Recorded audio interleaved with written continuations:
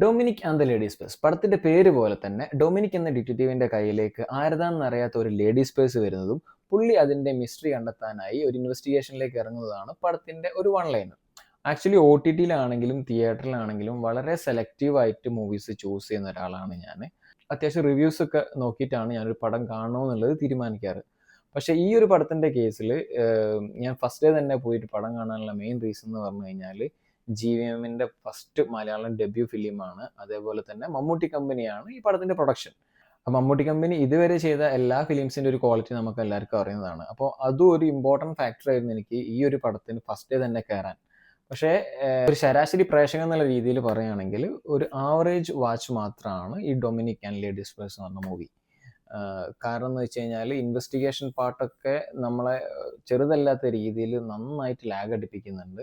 ഈ പടത്തിന് നല്ലൊരു ഡിഫറെൻ്റ് ആയിട്ട് ക്ലൈമാക്സ് ഉണ്ട്. പക്ഷെ ആ ക്ലൈമാക്സ് നമുക്ക് എൻജോയ് ചെയ്യാൻ കഴിയണമെങ്കിൽ ആ ഒരു ക്ലൈമാക്സിലേക്ക് എത്തുന്ന ഇൻവെസ്റ്റിഗേഷൻ പാത്തും കൂടെ അതിനനുസരിച്ച് ഉയർന്നാലല്ലേ നമുക്ക് ആ ക്ലൈമാക്സ് കണക്ട് ആവുള്ളൂ. ഇതിൽ ആ ഇൻവെസ്റ്റിഗേഷൻ പാർട്ട് ഇപ്പോൾ ഫസ്റ്റ് ഹാഫിലാണെങ്കിലും ഈവൻ സെക്കൻഡ് ഹാഫിലാണെങ്കിലും ഒരുപാട് അങ്ങ് ലാഗ് അടിച്ച് കൊണ്ടുപോയി. കട്ട സ്ലോനെസ് നമുക്ക് ഫസ്റ്റ് ഹാഫിലും സെക്കൻഡ് ഹാഫിലും ഫീൽ ചെയ്തിട്ടുണ്ട് ഇവരെ ഇൻവെസ്റ്റിഗേഷനിൽ തന്നെ. പിന്നെ ഇതിൽ ഗോകുൽ സുരേഷിന്റെ ഒക്കെ ക്യാരക്ടർ എന്തിനാന്ന് പോലും നമുക്ക് ഒരു ഘട്ടത്തിൽ തോന്നിപ്പോകും. ആക്ച്വലി ഇപ്പോൾ ഒരു ഡിറ്റക്റ്റീവിന്റെ അസിസ്റ്റന്റ് ആയിട്ട് ഒരാൾ വരുന്നു. അപ്പോൾ ഈ ത്രൂ ഔട്ട് ആ ഒരു ഇൻവെസ്റ്റിഗേഷനിൽ ഈ പുള്ളിയുടെ കോൺട്രിബ്യൂഷൻ ഉണ്ടാവുമല്ലോ. നോർമൽ കേസിൽ അങ്ങനെയാണല്ലോ വരിക. പക്ഷേ നമുക്കൊരു ഘട്ടത്തുമ്പോൾ തോന്നും ഇങ്ങനെ ഒരു ക്യാരക്ടറിനെ എന്തിനാണ് അവർ ഈ പടത്തിൽ പ്ലേസ് ചെയ്തത്. എനിക്ക് ഫീൽ ചെയ്തതെന്ന് വെച്ച് കഴിഞ്ഞാൽ ഇപ്പോൾ ഡിറ്റക്റ്റീവ് അയാൾ കണ്ടുപിടിക്കുന്ന കുറച്ച് കാര്യങ്ങൾ ഉണ്ടാവുമല്ലോ, അതിപ്പോൾ പ്രേക്ഷകരായിട്ടൊന്ന് കൺവേ ചെയ്യിക്കണമല്ലോ. അപ്പോൾ അതിപ്പോൾ ഡയറക്റ്റ് നമ്മളോട് ഇങ്ങനെ ഒന്നും പറയാൻ പറ്റില്ല. അതിന് പകരം പുള്ളിൻ്റെ ഒരു അസിസ്റ്റന്റ് ആയിട്ട് ഒരാളുണ്ടാകുമ്പോൾ അയാളോട് എക്സ്പ്ലെയിൻ ചെയ്ത് കൊടുക്കാം. അതുവഴി നമുക്കത് മനസ്സിലാവും. അതായിരിക്കാം ഒരു പക്ഷേ ഡയറക്ടർ ഉദ്ദേശിച്ചുണ്ടാവുക എന്നാണ് എനിക്ക് തോന്നുന്നത്. എന്തായാലും ഒരു കാര്യമില്ലാത്ത ഒരു ക്യാരക്ടറായി പോയി അത്. ഗോകുൽ സുരേഷ് പുള്ളിക്ക് കൊടുത്ത ക്യാരക്ടർ വൃത്തിക്ക് ചെയ്തിട്ടുണ്ട്. പക്ഷെ ആ ഒരു ക്യാരക്ടർ കൊണ്ട് ഒരു കാര്യമായിട്ടുള്ള യൂസ് ഒന്നും ഇല്ലാതായിപ്പോയി, അത്രേ ഉള്ളൂ. പിന്നെ ഇതിൽ എനിക്കൊരു ഒക്വേർഡായിട്ട് ഫീൽ ചെയ്തൊരു കാര്യം, നമ്മൾ ഇംഗ്ലീഷ് മൂവീസ് ഒക്കെ തിയേറ്ററിൽ നിന്ന് കാണുമ്പോൾ ഒരു മൊമെന്റിൽ ഇന്റർവെല്ലാകുമ്പോൾ അവരങ്ങ് സ്റ്റോപ്പ് ചെയ്യുമല്ലോ. അപ്പോഴല്ലേ നമുക്ക് മനസ്സിലാവും ഇന്റർവെല്ലാന്നുള്ളത്. ഇതിലും അതേ സംഭവമാണ്. ഒരു സ്റ്റോറീസിൽ ഒരു സീൻ ഇങ്ങനെ പോയിക്കൊണ്ടിരിക്കുക, അതിൽ പെട്ടെന്നൊരു കട്ട്, എന്നിട്ട് ഇന്റർവെല്ലിന് എഴുതി കാണിക്കുന്നു. അപ്പോഴാണ് നമ്മൾ എന്താ ഈ സമയത്ത് ഒരു ഇന്റർവെൽ എന്നുള്ള രീതിയിൽ തോന്നിപ്പോകുന്ന രീതിയിലുള്ള ഇന്റർവെല്ലാണ് പടത്തിന്.